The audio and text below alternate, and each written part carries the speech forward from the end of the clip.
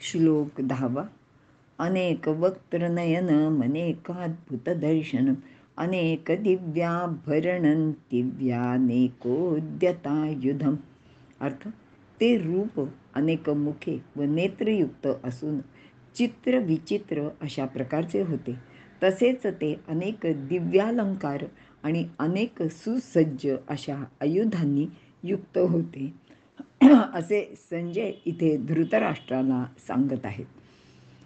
विवरण: विराट रूपाने प्रकट झालेल्या भगवंताची अनेक मुखे अर्जुनाला आता दिसू लागली आहेत. त्यातील प्रत्येक मुख वेगळ्या प्रकारचे होते. ज्ञानदेवांनी त्याचे वर्णन केले आहे की ती अतिशय सुंदर मोहक अशी होती, तर काही अतिशय भयंकर होती. जणू काही ती मृत्यूचीच मुखे असावीत असे वाटू लागले.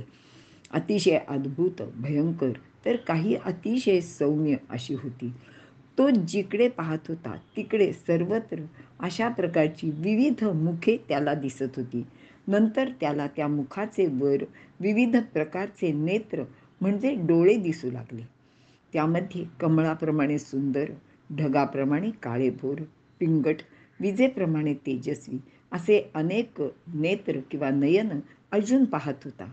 आणि ते सर्व पाहून आश्चर्यचकित झालेला तो भगवंताचे चरण आणि मुकुट कुठे आहेत अशा गोष्टी पाहायचा प्रयत्न करू लागला. तेव्हा त्याच्या असे लक्षात आले की भगवंताचे एका रूपातच त्याला हे सर्व काही दिसत आहे किंवा त्याचे सर्व काही दर्शन घडत आहे. मग भगवंताचे विविध प्रकारचे अलंकार त्याच्या दृष्टीस पडले.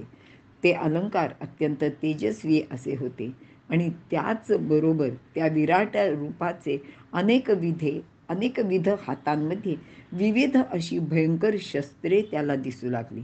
त्यामुळे अर्जुनाला असे वाटले की जणू भगवंतच स्वतः अलंकार, हात व हातातील शस्त्रे बनलेला आहे. माऊली वर्णन करतात: आपण अंग, आपण अलंकार, आपण हात, आपण हतियार, आपण जीव, आपण शरीर, देखे चराचर कोंदले देवे.